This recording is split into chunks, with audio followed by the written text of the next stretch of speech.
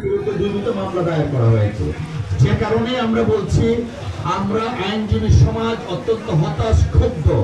আইন মন্ত্রণালয়, স্বরাষ্ট্র মন্ত্রণালয় তারা তাদের যথাযথ দায়িত্ব পালন করছেন না বিধায়ী খায়রুল হক এখনো আইনের আওতায় আসেননি।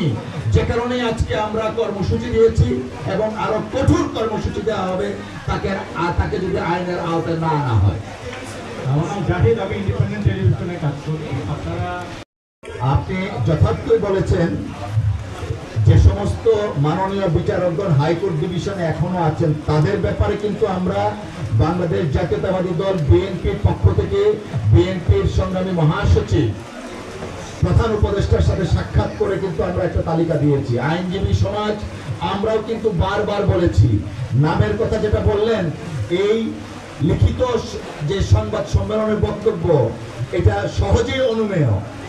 অতএব আমরা দৃঢ়ভাবে বিশ্বাস করি যথাযথ কর্তৃপক্ষ যারা আছেন অনতিবিলম্বে তাদের ব্যাপারে কার্যকর পদক্ষেপ নেবেন।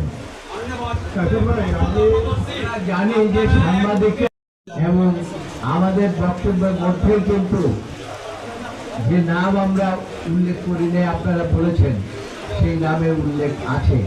আপনারা এই লিখিত বক্তব্যটি মন দিয়ে অনুভব করেন, তাহলে পরে আপনারা বুঝতে পারবেন এখানেই নাম রয়েছে কোন এই জলবাজ ছিলেন এবং কাদের আমরা অপসারণ চাচ্ছি। এই বিষয়ের উপরে আইন মন্ত্রণালয়, স্বরাষ্ট্র মন্ত্রণালয় প্রয়োজনীয় ব্যবস্থা গ্রহণ করবেন। প্রয়োজনীয় ব্যবস্থা গ্রহণ করেননি বলেই আজকে আপনাদের সামনে আমাদের উপস্থিত হতে হয়েছে। গণতন্ত্র হত্যা করেছেন, দেশের মানুষকে তিনি হত্যার জন্য প্ররোচিত করেছেন তার রায়ের মাধ্যমে, এবং স্বপ্রণোদিত হয়ে দেশের সংবিধান গণতন্ত্রকে তিনি হত্যা করেছেন। যে কারণে ইতিমধ্যে মামলা হয়েছে। আমাদের দাবি সুস্পষ্ট, শেখ হাসিনার মতো সমভাবে অপরাধী খায়রুল হক, তাকে আইনের আওতায় আনা উচিত ছিল। আইনের আওতায় এখন পর্যন্ত আনেনি বিধায়ী আমরা আইন মন্ত্রণালয় এবং স্বরাষ্ট্র মন্ত্রণালয়কে দায়ী করছি। ধন্যবাদ।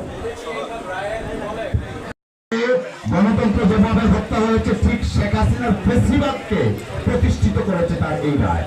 জি ভাই, আপনার কেন করা হচ্ছে একটা বক্তব্য ভাই, একই সাথে বিরুদ্ধে মামলা দায়ের করা হয়েছে, কেন এখন পর্যন্ত গ্রেফতার করা হয়নি, সেজন্য তো আমরা দাবি জানাচ্ছি।